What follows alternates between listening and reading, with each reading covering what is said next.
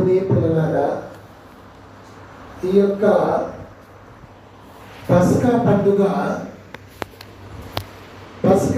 పండుగకు బలిపశువు యేసుక్రీస్తు అని తెలియపరచడానికి, నేర్పడానికి పస్కా పండుగ ఒక ఇంటిలో ఏర్పరిచి అక్కడ ప్రభువు యొక్క శరీరమును, ఆయన రక్తమును చిందింపబోతుందని చెప్పడానికి, చెక్కించడానికి, రేపు సిద్ధపడుతుందని చెప్పడానికి, కొన్ని నేర్పడానికి ఈ పండుగలో మరి కొన్ని విషయాలు నేర్పి ఉన్నాడు. అది ఏమిటి అంటే, దేవుని పిల్లలారా, యోహాను శుభవార్త 13వ అధ్యాయము 1వ వచనం నుంచి మనం కొన్ని వచనాలు చూసుకుంటూ వచ్చినట్లయితే బాగా గమనించండి.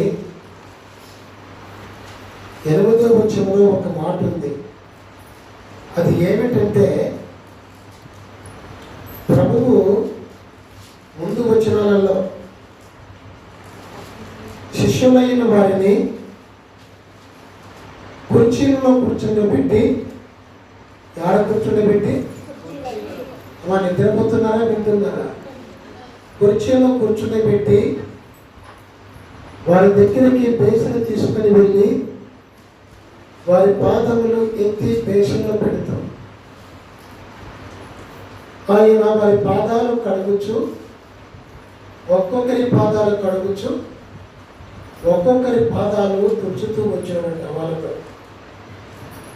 అయితే పేతురు భక్తుల దగ్గరికి వచ్చినప్పుడు పేతురు భక్తులు ఏమంటారంటే, ప్రభువా, ఎన్నటికీ నా పాదములు నీవు కడగరాదని ఆయన చెప్పినాడు.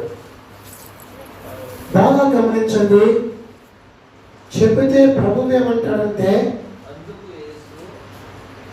చూడండి, అందుకు యేసు, నేను నిన్ను కడగని ఎడల నాతో నీకు పాలు లేదు అనిను. దేవునికి మహిమ కలుగుగాక. ప్రతి ఒక్కరిలో కూడా, ప్రతి దాంట్లో కూడా ఈ లోకంలో భాగము కావాలని, వాటా కావాలని అడుగుతూ ఉంటారు. అవసరమైతే కొట్టుకుంటారు, ఇంకా అవసరమైతే చంపుకుంటారు. అది చేయలేని సామర్థ్యము లేనివారైతే, చేయగలిగే సామర్థ్యము లేనివారైతే రోగములతో, బీపీలతో, షుగర్లతో, టెన్షన్తో చనిపోయేవారుగా ఉంటారు. వారికి వారే. అవునంటారా, కాదంటారా? అంతేకాకుండా ఆ చింతతో మత్తు ముందు తాగి పొద్దు గడిపి విలువలేని జీవితం జీవిస్తూ ఉంటారు. ఒక్కొక్క సమయంలో స్మోక్ చేస్తూ ఉంటారు దిక్కు తెలియక. కొందరైతే ఇష్ట ప్రకారంగా గుట్టకాలు తింటూ ఉంటారు. అవునంటారా, కాదంటారా? దేవుని పిల్లలారా, ఎవరు కళ్ళు మూసుకొని వినద్దు, నా వైపు చూస్తూ వినండి. చాలా అవసరమైన మాటలు నేను చాలా చెప్పను, కొద్దిగా చెప్పి ముగిస్తాను. ఇప్పటికే ఉదాహరణ చెప్పడం సమయం ఎక్కువైంది. దేవుని పిల్లలారా, ఈ లోకములో ఒక 100 కోటి విలువ చేసే ఆస్తిలో వాటా కంటే కూడా యేసయ్యలో నీకు వాటా కావాలి. యేసయ్యలో నీవు భాగస్థురాలు కావాలి. యేసయ్యలో నీవు భాగస్థునివి కావాలి, పాలివానివి కావాలి. పాలివానివి అయితే యేసయ్యది ఆస్తి ఎంత తెలుసా? పరలోకము, భూలోకము సర్వము ఆయనదే. అర్థమైంది కదా? సర్వము ఆయనదే. కనుక ఆయనలో మనం పాలివారం అయితే ఆయనకు కలిగిన సమస్తములో అంతా మనదే, అంతా కూడా మనదే అని అయ్యగారు ఎక్కువ దేవదాస్ గారు ఇష్టంగా పాడుకుంటూ ఉంటారు ఒక కీర్తన. అది నాకు రాదు, కానీ మరి గురుచోతం సోదరి గారు రాసిన పాట అయ్యగారు ఎక్కువ పాడుకుంటూ ఉంటారు. మరి ఆ పాటలో ఒక చరణంలో యేసునదంతా మనదే కదా అని పాడుకుంటూ ఉంటారు. పాట చాలా ఇష్టంగా ఉంటా, కానీ పాడడానికి నాకు దేవుడు ఇవ్వాల. దేవునికి మహిమ కలుగు కాక. ఈ విని మీరు నేర్చుకోవాలి. దేవుడు మీకు ఇస్తాడు. వాక్యం చెప్పే తలంత నాకు ఇచ్చినాడు, పాటలు పడే తలంత మీకు ఇస్తాడు. నేర్చుకోవాలని తెలియపరుస్తున్నాను. మంచిది. యేసు ప్రభువులో నీకు పాలు లేదని చెప్పగా పేతురు ఏమంటాడు తెలుసా? ప్రభువా, పాదాల వంటికే కదయ్యా, వెంట్రుల కాని చివరిగా కదయ్యా అంటాడు. అన్నప్పుడు ఇంకొక మాట చెబుతాను ప్రభు. భోజన సమయమందు స్నానము చేసిన వాడు మళ్ళీ స్నానము చేయవలసిన అవసరము లేదు, కాళ్ళు మాత్రమే కడుగుకుంటారు కదా అన్నాడు. నిజమే కదా. ఉదయాన్నే స్నానం చేసినాము, టిఫిన్ తిన్నాము, ఏదో బజార్కి వెళ్ళినాము, మధ్యాహ్నం భోజనానికి వచ్చినాము. ఆ భోజనం తినేటప్పుడు స్నానం చేస్తారా? పాదాలు కడుక్కొని చెయ్యి కాళ్ళు కడుక్కొని భోజనం చేస్తారు. అవును కదా. అలాగే ప్రభు అంటాడు, భోజన సమయమందు స్నానము చేస్తున్న వాడు మళ్ళీ స్నానం చేయవలసిన అక్కర లేదు, పాదాలు కడుక్కుంటే చాలు అంటాడు. దేవుని పిల్లలారా, మరి పాలివారము కావడమే కాక ఇక్కడ యేసు ప్రభువారు భోజనం కూడా వడ్డిస్తున్నాడు శిష్యులకు. ఆ భోజనము ఏమిటి అంటే, దేవుని పిల్లలారా, నా శరీరము దీన్ని తీసుకొని మీరు తినుడి అంటాడు. ఏమంటాడు? తినుడి అంటాడు. ఇది అనేకుల కొరకు చిందింపబోతున్నా. రేపు 3 గంటలకు చిందిస్తా. 3 గంటల లోపే మొదలు పెట్టబడతాది. కొన్ని గంటల చేపు నేను చింతిస్తా. ఎన్ని రకాల పాపము చేస్తారో అన్ని రకాల పాపము కడగడానికి, పాపాన్ని బట్టి వచ్చే మానవుని యొక్క మరణము, శాపము, నరకము కడిగివేట కొరకు నేను రక్తమును చెందించబోతున్నాను కనుక తీసుకొని త్రాగుడి అని శిష్యులకు భోజనము పానమును యేసు ప్రభువు ఇచ్చి ఉన్నారు. మరి అది దేనికోసమే అంటే, యోహాను సువార్త 6వ అధ్యాయము 51వ వచనంలో చూస్తే, నేను పరలోకం నుంచి దిగి వచ్చిన జీవాహారమును నా శరీరము తిని నా రక్తము త్రాగువాడు నిత్య జీవము గలవాడు. యేసు ప్రభువు భాగస్థులుగా ఉండి నిత్యము జీవించేవాడుగా ఉంటారని, ఆయన శరీరము తిని రక్తము త్రాగువాడు కనుక ఆ నిత్య జీవము ఇచ్చిన కొరకు, నిత్య మరణము లేకుండా చేయటం కొరకు ప్రభువు పాదాలు కడిగి శరీరం తరిస్తున్నాడు అన్నట్లుగా మనము ఈరోజు వాక్యములో రాయబడిన వాక్యమును వింటున్నాం. అర్థమవుతుంది కదా అమ్మ? అర్థమవుతుందా? 2 చేతులు ఎత్తండి. 2 చేతులు ఎత్తాలి. ప్రతి ఒక్కరు అర్థమవుతుంది అన్నవాడు. దేవునికి మహిమకరంలో కాక. ఇప్పుడు చెప్పండి, ఈరోజు రాత్రి శుభబేస్తవారము అని మనం చేరుకొని ఉన్నాం. ఏమిటి ఆ శుభబేస్తవారము? నేను విన్నాను, ఇప్పుడు చెప్పాలి. ఏమిటి ఆ శుభం? ఇక మంచి బేస్తవారం. ఏమిటి ఆ మంచి బేస్తవారం? యేసయ్యలో పాలుపడుతున్నాము, నిత్య జీవము జీవిస్తున్నాము, ఆ నిత్య జీవులు మనము ఉంటున్నాము.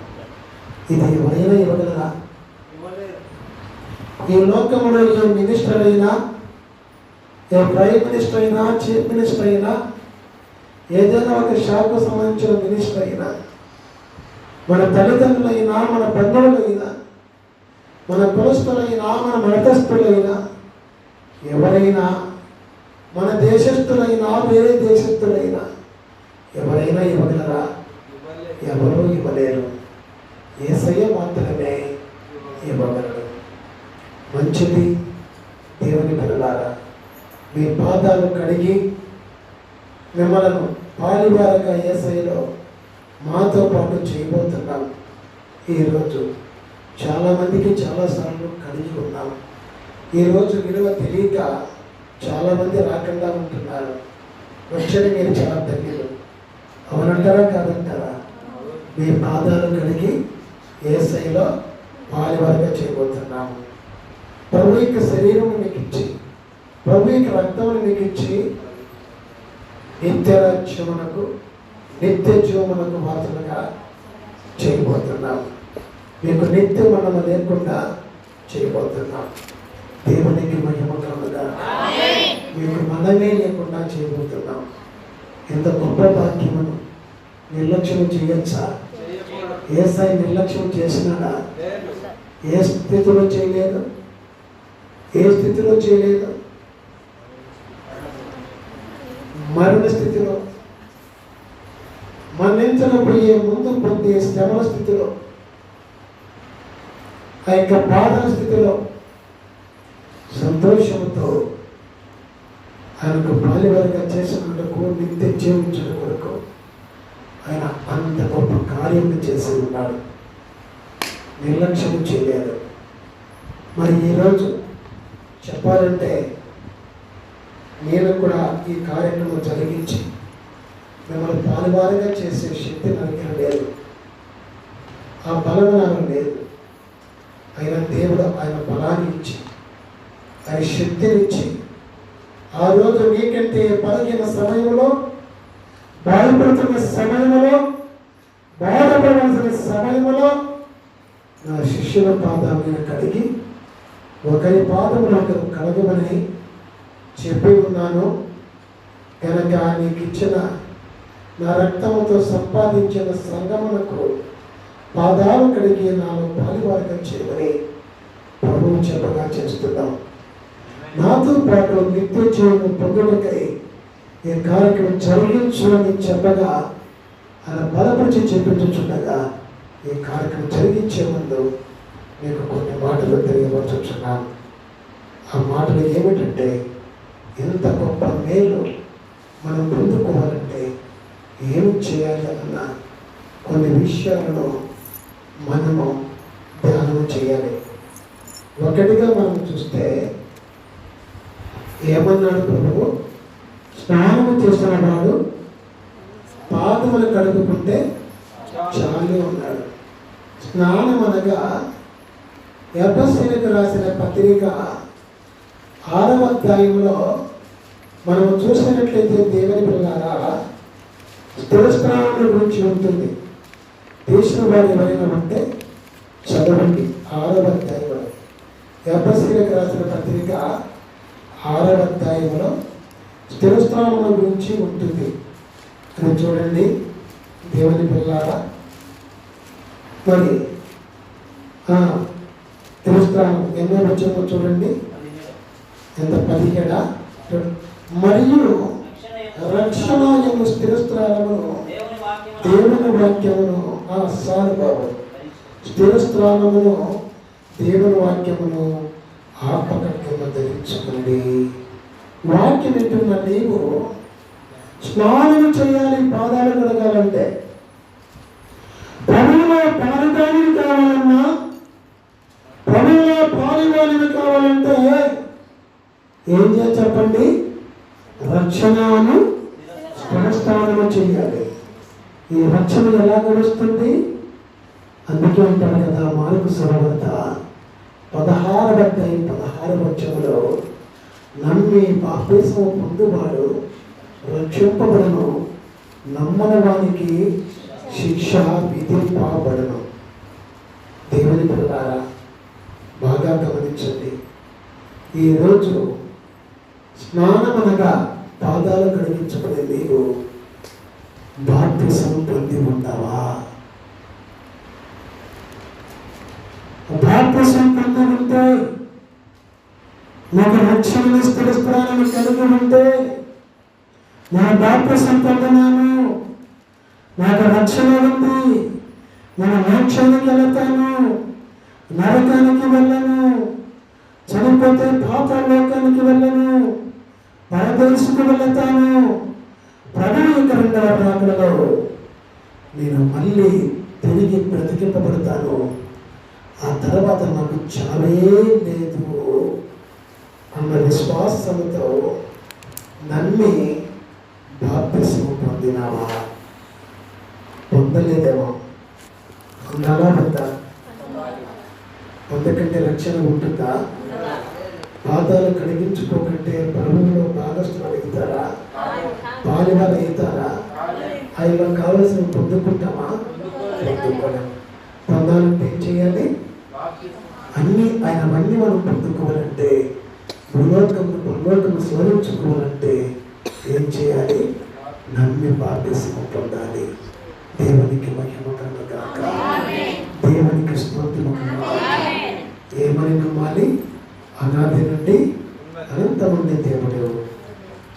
ఆదిమానవులు పాపం చేసినప్పుడు ఆదిమానవులు చెప్పినట్లు, ప్రవక్తలతో చెప్పినట్లు 2000 సంవత్సరాల క్రితం ఈ లోకానికి శరీరధారిగా వచ్చి చనిపోయి తిరిగి లేచి పరలోకానికి వెళ్ళినాడు, త్వరగా వస్తాడు అని ఎదురు చూస్తూ ఆది మానవులు ఎదురు చూసినట్లు, పాత నిబంధన భక్తులు ఎదురు చూసినట్లు,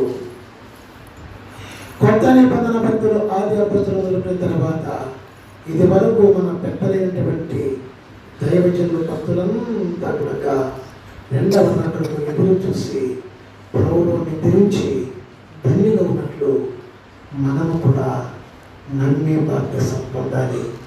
దేవునికి మహిమ కలుగుగాక. దేవునికి స్తోత్రం. చాలా మంది బాప్తిసం పొంది ఉంటారు, కానీ రెండవదిగా చేయవలసిన పని ఒకటి ఉంది. ఆ పని చాలా మంది చేయరు. అది ఏమిటంటే, బాగా గమనించండి. మొట్టమొదటి వచనంలో ఒక మాట ఉంటుంది, తాను ఈ లోకము నుండి తండ్రి యొద్దకు వెళ్ళవలసిన గడియ వచ్చినని యేసు పస్కా పండుగకు ముందే ఎరిగిన వాడై లోకములో ఉన్న తన వారిని ప్రేమించి వారిని అంతము వరకు ప్రేమించను. దేవునికి మహిమ కలుగుగాక. చదవబడిన వాక్యంలో బాప్తిసం పొందిన తర్వాత ఒక మాటను మనం జ్ఞాపకం చేసుకోవాలంటే, అది ఏమిటంటే, దేవుని పిల్లలారా, యేసుక్రీస్తు నమ్మిన అయిగా చెప్పగా బాప్తిసం పొందిన, అయినా రోగం వచ్చింది, చచ్చిపోతున్న యేసయ్య నమ్మి అంటారు కొంతమంది. కానీ చదువుకున్న వాక్యంలో ఏముంది? ఈ కార్యక్రమం అంతా జరిగించే ముందు యేసు వారు ఏం తెలుసుకున్నారు? భూలోకాన్ని విడిచి పరలోకములో ఉన్న తండ్రి యొద్దకు వెళ్ళవలసిన గడియ వచ్చిందని తెలుసుకున్నాడు. ఆయన ఏం తెలుసుకున్నాడు? భూలోకము విడిచి పరలోకానికి వెళ్ళాలి, తండ్రి యొద్దకు గడియ వచ్చిందని తెలుసుకున్నాడు. సంతోషముతో ఈ కార్యం చేస్తున్నాడు. సంతోషముతో ఈ కార్యం చేస్తున్నాడు. నమ్మి బాప్తిసం పొంది ఎన్నో కార్యాలు చూసి కూడా దేవుని వదులుతూ ఉంటారు, సంఘాన్ని వదులుతూ ఉంటారు. పాదాలు కడిగి ప్రభువులో పాలివారిగా చెట్టు కొరకు ఎన్నిసార్లు పాదాలు కడిగించుకున్నా, ఎన్ని శరీర మేలు చూసినా, ఎన్ని ఆత్మీయ మేలు చెప్పినా ఆత్మీయ మేలు వదిలిపెట్టేసి శరీర మేలు ఏదో జరగలేదని దేవుని సంఘాన్ని విడిస్తూ ఉంటారు. కానీ పాదాలు కలిగించుకునే నీవు బాప్తిసం పొందిన తర్వాత తండ్రి యొద్దకు వెళ్ళవలసిన గడియ వచ్చినదని తెలుసుకునే వారుగా ఉండాలి. దేవునికి మహిమ కలుగుగాక. దేవునికి స్తోత్రం కలుగుగాక. బోలో యేసు మహారాజుకి దేవునికి మహిమ కలుగుగాక. అర్థమైందా? ఒకటేం చేయాలి, రెండేం చేయాలి, ఏ సెకండ్కైనా ప్రభు పిలిస్తే వెళ్ళాలి అనే తీర్మానంతో బ్రతకాలి. నీ వయసును చూసుకోవాల్సిన అవసరం లేదు. ఈ లోకంలో బిడ్డల వైపు చూడాల్సిన అవసరం లేదు. తల్లిదండ్రుల వైపు చూడాల్సిన అవసరం లేదు. బంధువుల వైపు చూడాల్సిన అవసరం లేదు. అది అవసరము అంటే యేసయ్యను నమ్మాల్సిన అవసరం లేదు. బాప్తిసం పొందవలసిన అవసరము అస్సలు లేదు. పాదాలను కడిగించుకోవలసిన అవసరం అస్సలు లేదు. ప్రభువైతే శరీరత్వతిని త్రాగడం అస్సలు అవసరం లేదు.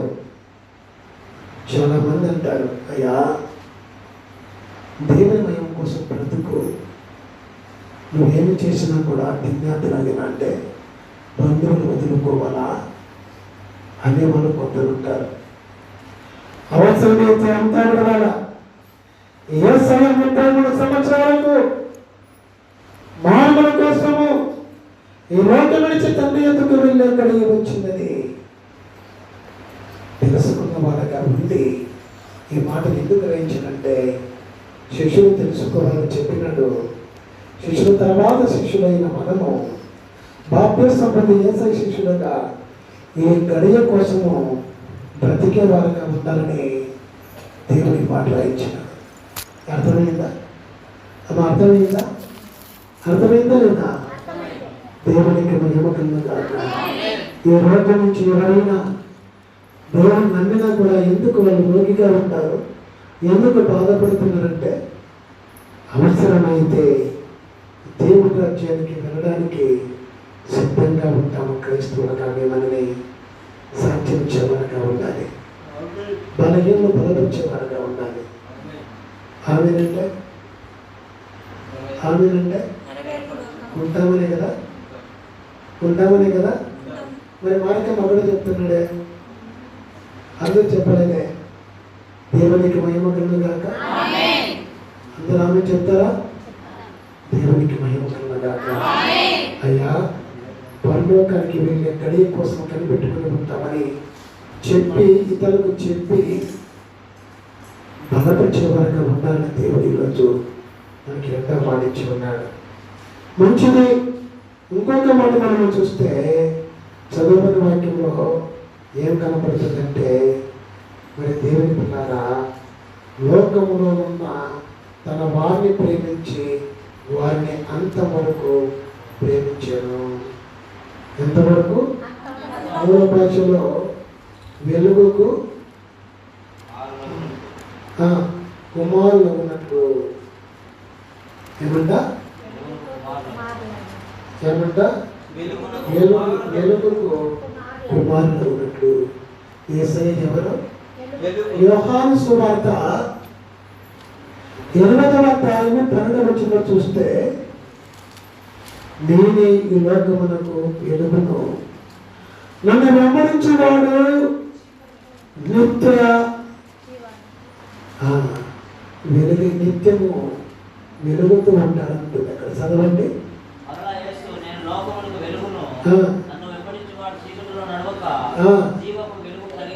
జీవపు వెలుగును కలిగి ఉంటాడు. దేవునికి మహిమ కలుగుగాక. జీవపు వెలుగు ఎవరు తెలుసా? యేసయ్య. మనము కూడా ప్రేమించేవారిగా ఉండాలి. బుర్రమొక్క ఏం చేసేవారిగా ఉండాలా? నెంబర్ 1 స్నానం చేయాలి. నెంబర్ 2 పాదాలు కడిగించుకోవాలి. నెంబర్ 3 తండ్రి ఎదుట వల్ల గడియ కోసం కనిపెట్టుకునే వారుగా ఉండాలి. 4వదిగా ప్రేమించేవారుగా ఉండాలి. యేసయ్య ప్రేమించుతున్నాడు. ఎలాంటి ప్రేమ? కొరత లేని ప్రేమ. ఏ ప్రేమ అంట? చదవండి ఉంటుంది ఇక్కడ. తన వారిని ప్రేమించే వారిని అంతవరకు ప్రేమించను. అక్కడ బ్రాకెట్లో ఉంటుంది అంతవరకు అనగా సంపూర్ణ ఏంటంటే ఈ లోకంలో నేను బ్రతికంతా కూడా ప్రేమించేవాడుగా ఉండాలా. ప్రేమించేవాడు ఏం చేస్తాడు? క్షమిస్తాడా క్షమించడా? ప్రేమ సమస్త కల్మషములను కప్పివేస్తుంది. అంటే అన్ని తప్పులు క్షమిస్తారు. అందుకే పేతురు అంటాడు కదా, ప్రభువా ఒక సహోదరుడు తప్పిదం చేస్తే 7 సార్లు మటుకు క్షమిస్తే సరిపోతుందా? 8వ సారి తిప్పి కొడితే సరిపోతుందా? ఇలా తెచ్చే సరిపోతుందా అంటాడు. ప్రభు ఏమంటాడు తెలుసా? లేదు 70 ఏళ్ళ మటుకు ప్రేమించాలి అంటాడు. దేవునికి మహిమ కలుగుగా. ఎన్నేళ్ళు? 70 ఏళ్ళు. అంటే జీవితకాలం అంతా. మోసే భక్తుడు అంటాడు కదా, కీర్తన 90 అధ్యాయంలో 10వ వచనంలో 91 వచనం మాత్రం 10 ఉంటుంది. ఏమంటాడు? నన్ను ఆయుష్ 70 ఏళ్ళు అధిక ఫలమున్న 80 ఏళ్ళు. 70 ఏళ్ళే గ్యారంటీ. పెట్టుకుంటే తక్కువ అనుకోండి, 70 ఏళ్ళే గ్యారంటీ.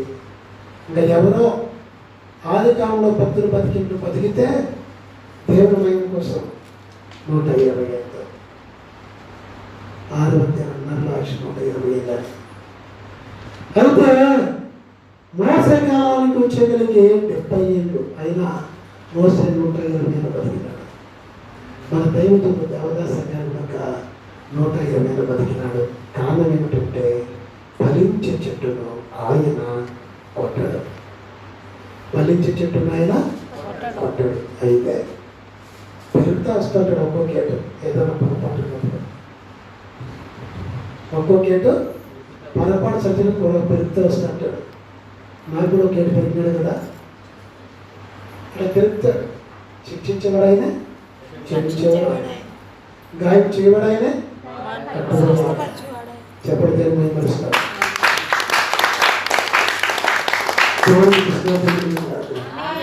ఇలాగా సంపూర్ణమైన ప్రేమ, పరిపూర్ణమైన ప్రేమ అంతవరకు చనిపోయినంత వరకు క్షమించే వరకు ఉండాలి. అదే ప్రేమించడం. దేవునికి మహిమ కలగా, దేవునికి స్తోత్రం కలగా. ఆదివారం చర్చకు వచ్చేదానికి పడదు, కానీ అలా ఉండకూడదు. ప్రతి కోరిక వచ్చి ఆయన స్తుతించాలని చేసిన మేలు పెట్టి కనపరిచే వారిగా ఉండాలి. ఇది దేవునికి మహిమ కలగాక. ఈ సంవత్సరం సభల్లో ఉంటే వచ్చే సంవత్సరం సభల్లో ఉండు. ఈ ఆదివారం ఆరాధనలో ఉంటే వచ్చే ఆరాధనలో ఉండు. ఇది పరిపూర్ణమైన ప్రేమ కాదు. దేవునికి మహిమ కలగాక. అలాగే మనం ఇంకొక విషయాన్ని చూస్తే 2వ వచనంలో చూడండి, వారు భోజనము చేయుచుండగా ఆయనను అప్పగింపబడని సీమోను కుమారుడు అగు ఇస్కరియోతు యూదా హృదయములో అపవాది అనగా సాతాను ఉంటుంది. అక్కడ పుట్టుసన్న ఉంటుంది, లేదంటే 3 ఉంటుంది చూడండి కింద. మరి ఆ 3 ఎక్కడ అనగా సాతాను ఉంటుంది. బ్రాకెట్ ఎలా ఉంటుంది? హృదయంలో అపవాది ఎంతకు ముందు ఆలోచన పుట్టించి ఉండేది కనుక తండ్రి తన చేతికి సమస్తమును అప్పగించినయో తన దేవునికి మహిమ కలుగుగాక. అపవాదనగా సాతాను ఏం ప్రేరేపించున్నాడు? ముందుగానే ప్రేరేపించున్నాడు, నువ్వు యేసును అప్పగించాలి. అది యేసుకి తెలుసా తెలియదా?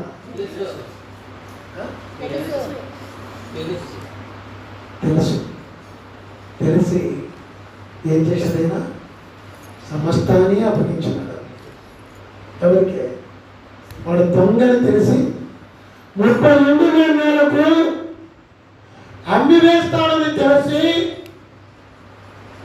మనకి ఏమి అప్పగించినారు? సమస్తాన్ని అనగా మొత్తం డబ్బు సత్యంతా వానికి అప్పగించాడు. దరిద్రుడు కాకపోతే, మూర్ఖుడు కాకపోతే పాపి కాకపోతే సమస్తం అప్పగిస్తే మళ్ళా యేసయ్యను ఆఖరికి ఆశ తినకుండా 30 ఎండినజలకు అమ్ముకుంటాడా? అలాగే దేవుడు మనకి ఏమై ఉన్నాడు? భర్త అయి ఉన్నాడు. సంఘానికి సృష్టించిన సృష్టికర్త భర్త అయిన భర్త అంటే సమస్తము. నాలో పాలువాడిగా చేసుకోవాలని, ఆయన పాలువాడిగా చేసుకోవాలని బాప్తిస్మం పొందమని పాదాలు కడిగి ఆయనలాగా పాదాలు కడిగిన తర్వాత ఆయన గడియ పరలోకానికి వెళ్ళే గడియ ఎప్పుడు వస్తుందో మనం ఈ లోకం వచ్చే గడియ ఎదురు చూసుకోమని, ఇంకా శత్రువు క్షమిస్తూ ప్రేమించమని పరిపూర్ణంగా జీవితకాలం అంతా. ఇంకా 5వదిగా ఏం చేస్తున్నాడు? ఇక్కడ సమస్తాన్ని మనకు అప్పగించే దేవుడిగా ఉంటున్నాడు. దేవునికి మహిమ కలుగుగాక. ఎన్ని అప్పగించినా కూడా ఆఖరికి ఏమీ లేదని ఇస్కరియోతు యూదాలాగా యేసయ్యను అమ్మి అవమానపరిచేవారుగా ఉంటారు. ఎలాగంటే ఆ సంఘం అన్నీ సరే మంచోడే, నా మాట విన్నా, నా మాట విన్నా, అన్నీ ఇచ్చాడు యేసయ్య, కానీ నేను అనుకున్నది ఒకటి ఇలా. అందుకే ఆ సంఘానికి ఉండాలా? అవమానమా కదా? దేవుడిని పిలిచి స్థలంలో రక్షణ ఇచ్చి పాదాలు కడిగి పాలువరగా చేసి ఆ శరీరాలు ఇచ్చి నిత్య మనం కొట్టేసి నిత్య జీవం ఇచ్చి సమస్తం ఇచ్చింది కదా. మరి నువ్వు ఆ కళ కోసం కనిపెట్టుకోని ఉండే అంటే, ఆ కనిపెట్టుకోకుండా ఉండి ఏదో లేదని ప్రేమించాలనైనా దేవుడి సంఘాలంటే ప్రేమించకుండా ఏం చేస్తున్నాడు? సమస్తం అప్పగించిన కనుక యేసయ్యకు ఆయన సంఘానికి సంఘ కాపరికి అవమానం చేసేవారుగా ఉంటున్నారు చాలామంది. మనం ఏమైనా ఉంటున్నామా? రేపు ఏమైనా ఉంటామా? లేక వచ్చేసారికి ఉంటామా? లేక 10 ఏళ్ళగా ఉంటామా? ప్రభువు అక్కడ ఆలస్యమైతే అంత వరకు కూడా, మరణం ఆలస్యమైతే మరణం వరకు కూడా మనం యేసయ్యకు ఆయన సంఘానికి సేవకునికి అవమానం కలిగించేవారుగా ఉండకూడదు. ఏం చేయాలి? దేవుని గణపరిచేవారుగా ఉండాలి. ఆయన చేసిన మీద బట్టి నన్ను గణపరిచేవారు నేను గణపరుస్తా. సమయాల గణం చెప్తారు కదా, దేవుని కనపరచమని దేవుడు కనపరుస్తాడు. ఎవరైతే ధనీకరిస్తారా వాణి ధనీకరిస్తాడు. దేవునికి మహిమ కలుగుగాక. ఇంకా మనం చూసినట్లయితే బాగా గమనించండి. దేవుని పిల్లలారా 4వ వచనం చూడండి. భోజన పంక్తిలో నుండి లేచి తన పై వస్త్రము అవతల పెట్టివేసి ఏం చేశాడు? ఆయన పై వస్త్రం తీసుకున్నాడు, చేతి తీసుకున్నాడు, పక్కన పెట్టేశాడు. ఏం పెట్టాడు? పక్కన పెట్టేసి. ఏమిటి ఆ పై వస్త్రం? పరలోకములో కోట్ల దేవదూతల చేత, పరలోకములో కోట్ల మంది పరిశుద్ధుల చేత, ఇంకా పరలోకములో ఆయన 24 రాత్రి పనులు గణపరుస్తామంటే మహిమపరుస్తామంటే ఆ మహిమను విడిచిపెట్టి ఈ పాపలోకానికి వచ్చినాడు. అర్థమైందా?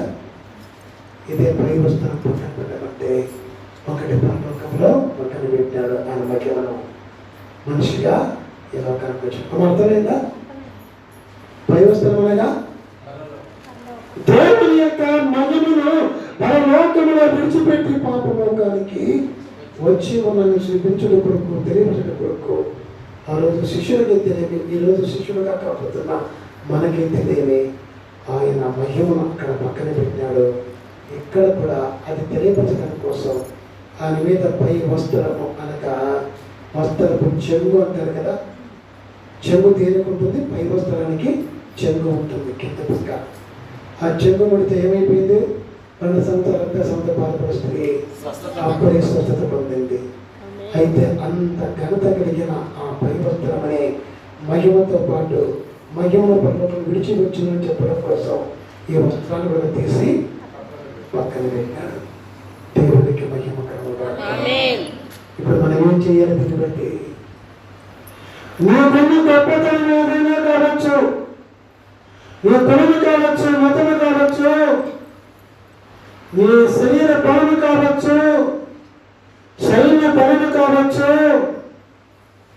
నీకున్న ధనము కావచ్చు, ఆస్తి కావచ్చు, అవన్నీ పక్కన పెట్టాలి. ఇంకా మనసుంటే ప్రభు కోసము, ఇంకా మనసుంటే ప్రభు కోసము ఖర్చు పెట్టి పరలోకము సమకూర్చుకోవాలి. అర్థమైందా? నిత్య జీవం కోసం వచ్చిన యవనస్తుడు ఆ మాట చెప్తే ఏం చేసినాడు? అటైతే వద్దయ్య అన్నాడు. ఎందుకు? మిక్కిలి ధనవంతులు కనుక.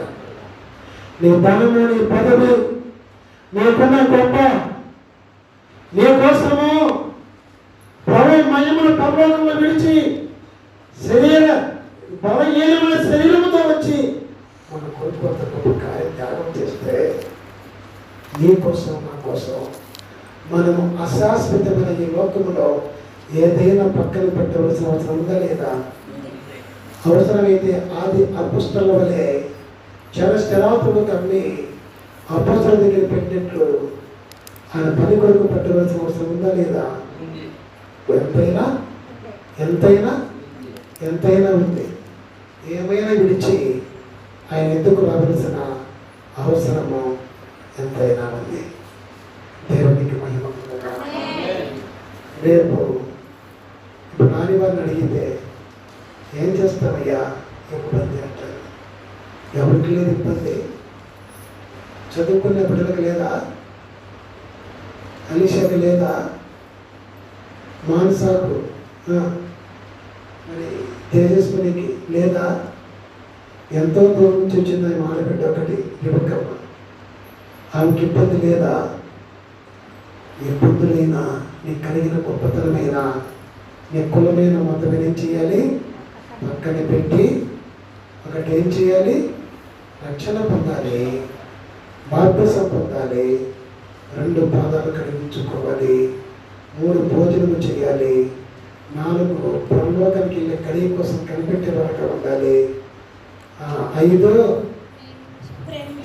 మిగిలి అంతవరకు మరణములకు ప్రేమించే వారికి ఉండాలనగా క్షమించే వారికి ఉండాలి శత్రువులను. ఆ తర్వాత సమస్తము దేవుడు మనకి ఇచ్చిన దురాశతో యేసయ్యకు అవమానం చేయకుండా, సంఘాలు విడవకుండా, దేవుని విడవకుండా, దైవ సేవలు విడవకుండా, అవమానం కలిగించకుండా బ్రతకాలి. దేవునికి మహిమ కలుగుగాక. దేవునికి స్తోత్రం కలుగుగాక. మనకు కలిగిన సమస్తము కూడా పక్కన పెట్టి ప్రభు కొరకు బ్రతికే వారుగా ఉండాలి. ఇంకా తర్వాత చూసుకుంటే దేవుని పిల్లలారా, ఆయన వస్త్రము పై వస్త్రము పక్కన పెట్టి ఏం తెచ్చినాడు? రుమాలు తీసుకుని నడుముకు కట్టుకునేను. దేవునికి మహిమ కలుగుగాక. దీంట్లో ఏం కనపడుతుంది తెలుసా? ఒక వ్యవసాయకుడు పొలంలో పని చేయాలంటే మామూలుగా ఒక్కొక్కసారి నేను కూడా పొలంలో పని చేయకపోయినా కొన్ని చాలా చేతి పనులు చేస్తున్న బాధ. ఇంకా చెప్పాలంటే 2000 పంట సంవత్సరంలో ఇక్కడ ఎదురుగా కనబడుతున్న సెట్టులో ఆఖరిగా బ్రాహ్మణుడికి 4 బీరువాలు ఒక లోడు, లారీ లోడు. ఎన్ని బీరువాలు? 4 బీరువాలే ఒక మార్లేకి 4 బీరువాలు ఒక లోడ్ అయిపోయినాయి. అంటే అంత పెద్ద బీరువాలు. బెంగళూరులో నా దగ్గర వచ్చి చేయించుకున్నాను. అక్కడ రేట్ ఎక్కువని, తన రేట్ దగ్గర రేట్ తక్కువని. వర్కర్లు చేసినారు, కష్టపడి పెయింటర్లు ఎంతమందిని పిలిచినా కూడా నేను చేస్తా పన చల్లదా మీకు కడుతూ ఉంటారు, ఏర్పరుస్తారు. ఆ పేరు చూస్తారు, అమ్మాగే దా కదా ఓన్ కడతా కదా ఎంత బడా బీరువా భయపడి వెళ్ళిపోతారు. దేవుడికి భయమకరుడు కాక, దేవుడికి స్తోత్రములు కాక. రాయి చుట్టూ ఎంతమంది పోయినారు, అంతమంది భయపడి వెళ్ళిపోయినారు. నా వయసు అయిపోయింది, దాదాపుగా 20 ఏళ్ళు అయింది పని వదిలేసి కనుక. ఇప్పుడు ఏం చేయాలా? వాళ్ళు వచ్చి కస్టమర్స్ బాధ పెడతారు, అందులో ఆఖరిగా షాప్ ఎత్తేయాలనుకుంటాడా? ధైర్యం తెచ్చుకొని టైట్గా అంతమందం ఉంటుంది, పల్సర్ ప్యాంటే అంతమందం ఉంటుంది. నా చేతిలో ఆ పెయింట్ అంతా పడి టైట్గా బిగించుకుని తాడు ఊడిపోకుండా జారిపోతుంది కదా మందం. ఆయన ఎవరితో పెయింట్ వెళ్తాడంటే అది కట్టుకున్న బిగించుకున్న టైట్గా కాలిపోకుండా, గాలి పెంచుకున్నా బలం తెచ్చుకున్నా. అంటే చేసే ధైర్యం లేదు, బలహీనత ఉంది, వయస్సు పెరిగి. అయితే చేయకపోతే వీలు లేదు కనుక ఆ ప్యాంట్ వేసుకొని బిగించుకొని నేనే ఆ బీరవ అర్రంలో చిన్న పిల్లోలాగా అర్రా తూలిపోక. ఎందుకంటే రోజు చాలా ఎక్కువ. మామూలు బీరవ స్నేహం నిలబడితే 18 నుంచి 20 ఇంచులో కొడుతుంది. అది దాదాపుగా 4 అడుగులు ఎట్లయితే 4 అడుగులు ఇట్లా పోదు, 8 అడుగులు అయిపోతుంది బీరవ. చూసారా? 4 అడుగులు పోవాలంటే ఆ స్ప్రే పోదు, పెయింట్ పోదు. పోనప్పుడు దూరి దాంట్లో సగానికి దూరి 5 వేసుకొని లోపలంతా కూడా పెయింట్ కొట్టడం జరిగింది. ఆయన ముందే చెప్తాను. ఇట్లా వ్యవసాయకుడు కూడా కూలీలు రాలేదనుకో, ఏం చేయాలని ఎడతిరిగి రేపు అడిగారా, ఎడతిరిగి రేపు మడి నాటాలంటే అన్నది కోసం ఏం చేస్తాడు?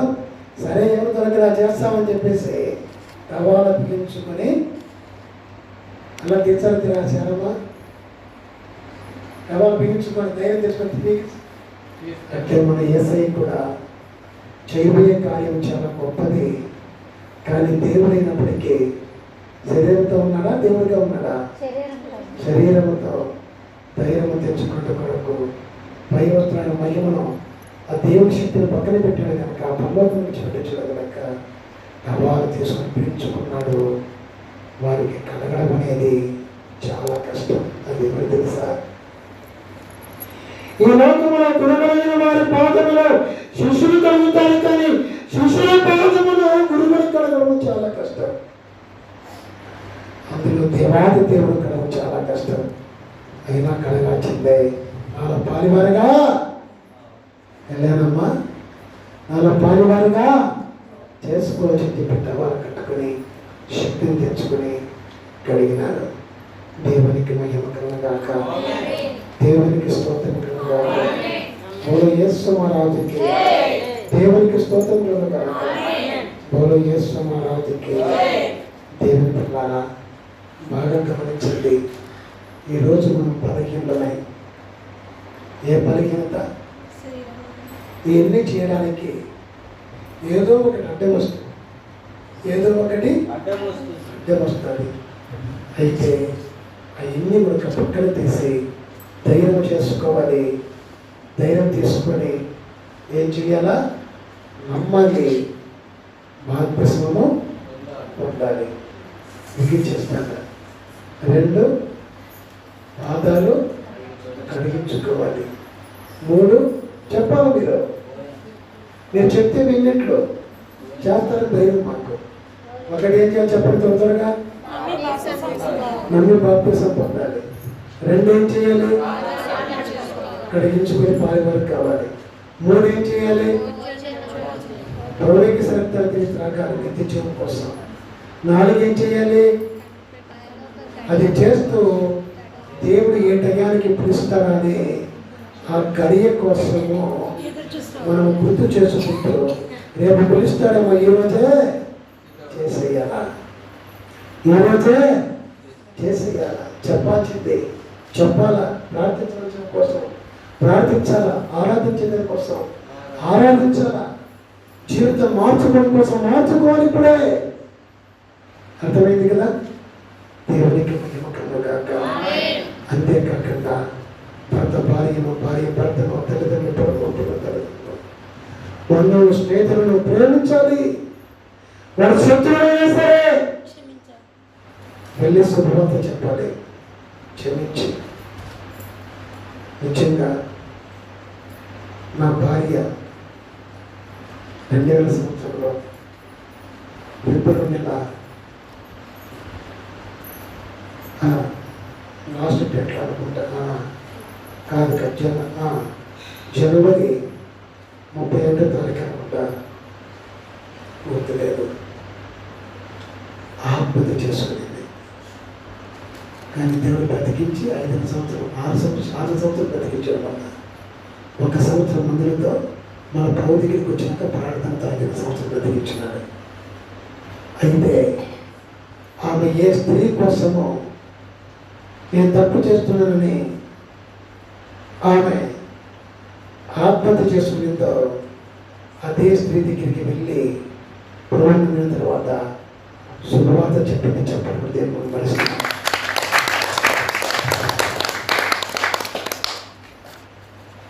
ఇది ప్రభువు యొక్క ప్రేమ అంటే. ముందు ద్వేషం, ప్రభువులోకి వచ్చినాక ప్రేమ. దేవునికి మహిమ కలుగుగాక. ఒక 10 ఏళ్ళ తర్వాత ఆమె నాకు కనబడి, అమ్మా దేవుని నమ్ముకో, మోక్షం కోసం నేను నమ్ముకున్నానంటే నీవే కాదన్నా, మీ భార్య కూడా నాకు చెప్పింది. మా ఇంటికి వచ్చి అంత దేశించండి, మీ భార్య నాకు చెప్పింది యేసుక్రీస్తు నమ్ముకోమని. కారణం ప్రేమ సమస్త కల్మషను కప్పివేస్తుంది. ప్రేమ కాలం నిజంగా ప్రేమించినట్లయితే యేసుక్రీస్తు శుభవార్త చెబుతావు. నీవే ఆ ప్రేమను పొందకపోతే నువ్వేమి చెబుతావు నీ బంధువులకు, నీ స్నేహితులకు? ఆలోచించు. ప్రేమ తర్వాత ఆయన సమస్తం అప్పగించి ఏదో ఒకటి చేయకపోతే దేవుని అవమానపరిచే వారిగా ఉండకూడదు. అనగా దేవుని వదిలే వారిగా ఉండకూడదు, దేవుని సంఘాన్ని వదిలే వారిగా ఉండకూడదు, దైవ సేవకుని సవాసం వదిలే వారిగా ఉండకూడదు. తర్వాత దీనికంతా నీకు ఏ గొప్ప అడ్డు వచ్చినా కూడా దేవుడైన మహిమను దైవశక్తిని పరలోకంలో నుంచి పరలోకము చేర్చడం కోసం, ఆయన పాలువరిగా చేసుకోవడం కోసం దేవుని శ్రీమంతి లోకానికి వచ్చాడు కదా. నేను కూడా నా కోసం ఈ లోకానికి వచ్చిన కార్యం చేస్తే నేను ఆ రాజ్యం కోసం నా ప్రభువు నమ్మడానికి ఎంత మాత్రం కూడా వెనకాడిన తీర్మానం ఇప్పుడు నీకు రావాలి. నేను ఆదివారం బాప్తిస్మాను కొరకు సిద్ధపడాలి. నిశ్చయంగా ఈ వాక్యంలో పనిచేసింది. దేవునికి మహిమ కలుగుగాక. దేవునికి స్తోత్రం కలుగుగాక. ఆ తర్వాత ఈ పని చేయడానికి నేను ఏదైనా బలహీనతుందేమో, కానీ బలము తెచ్చుకో, బలము తెచ్చుకో. నేను బలహీనని, ఎప్పటికీ బలహీన. దేవుడు బలవంతుడు. నా బలము కంటే మించిన పనులు చేసేది దేవుని బలం. దేవునికి మహిమ కలుగుగాక. దేవుని పని నువ్వు బలవంతుడుగా ఎప్పుడైనా పలికిన సమయంలో ఇది నువ్వు కలిగి ఉండాలి. దేవునికి మహిమ కలుగుగాక. దేవునికి స్తోత్రం కలుగుగాక. ఇటువంటి గొప్ప భాగ్యం ఆయన భాగస్థులుగా ఆ నిత్య జీవం కోసం దేవుడు జీవింప చేయగాక. ప్రార్థన చేస్తున్నాం. అందరూ ఒక నుంచి ప్రార్థన చేస్తున్నాం.